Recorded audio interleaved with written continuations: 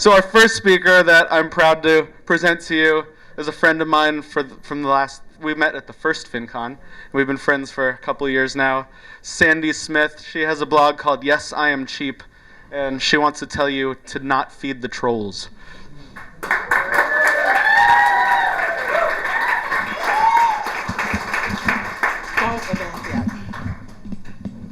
So first thing is that I wasn't a part of this originally.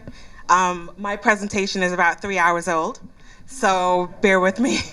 You know my slides better than I do.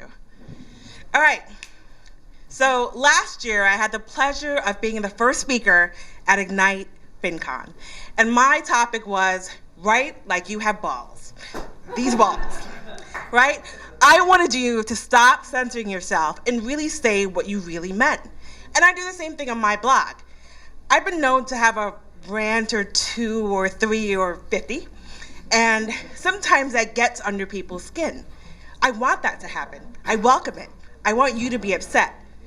So I also warned you that when you do this, you will get hate mail. Hate mail is not a bad thing. You should welcome your hate mail. But along with the hate mail, sometimes come this creature that you might have encountered.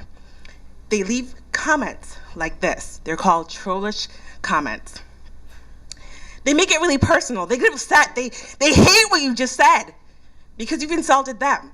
So they might lash back at you. Eventually, they start talking about your mama. I'm helping you out here to identify your troll. Hunchback. They're a little radioactive because they live in front of the computer. Beady little eyes. We like to call them assholiest, internetist, trollist. The asshole internet troll. Trolls suffer from this thing called e-balls. What are e-balls? They've got cojones the size of Texas online, but if they see you in person, they would never say a word. So you're left with, how do I respond to a troll? You've got the evil Homer, the angelic Homer. What do I do? There are 3 ways to respond to your troll. My first response is always, get mad, get angry. I'm gonna come to your blog, I'm gonna knock shit over, I'm gonna fuck you up. But sometimes that doesn't really work. So there's a second way to kind of deal with that. The second way is get even. I'm gonna come to your blog, maybe I'm gonna leave a not so nice comment or 2. I might find out where you live, send you a ticking package. But apparently the US government doesn't like that either. So there's option number 3. Don't worry, man, everything irie. You say nothing, you do nothing. You don't respond. You're chilling with your spliff at home.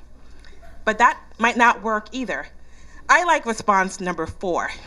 When somebody leaves me a trollish comment, I'm like, excellent, Smithers. I love trollish comments. If you guys want to leave me one, feel free. I will respond. So why do I think it's an excellent thing? Well, number 1, I go out and I have a party because I've done something to you. I've made you upset. I've made you think. I've made you uncomfortable. People don't like to be uncomfortable, do you? So I thought, really, how do I really deal with a troll? The thing is, you can't really ignore it.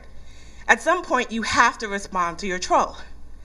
Otherwise, somebody's come to your turf and taken over your piece of land. Anybody watch Breaking Bad? Yeah, we can't let that happen, okay? But you gotta think a little bit. Why did this troll come to your blog? Did you do something wrong? Is there something that you messed up on in your post? Are your numbers incorrect? Have they caught a mistake that you made? Crap! Nah, maybe that didn't happen. Are you trolling your readers? There's a blog that used to exist, and she used to get the most horrific comments. It no longer exists because she was trolling her readers, and that was the problem. Speaking of trolls, anybody remember the big hoopla a little bit with some bloggers last year? Yeah, Susie was trolling y'all too. Susie came out with a credit card that went against everything she's been preaching about. Susie was trolling, so she got called out on it, and it wasn't pretty. If you don't know what I'm talking about, ask your fellow bloggers. So the right way to respond is to really hold a beer summit. You want to respond, you want to be friendly, you want to engage the person that's trolling you, But you want to be careful because the other people reading your blog are standing by watching. Because when the whole Susie thing was going down, I sat back with some popcorn and watched it all go down. If you can't really get in touch with your troll, if they just don't respond to you very well, don't worry. The other people on your blog have your back. Your readers are going to come to your defense. It's all right. Let them defend you. That's fine. But if that all fails, really, you can kiss my ass.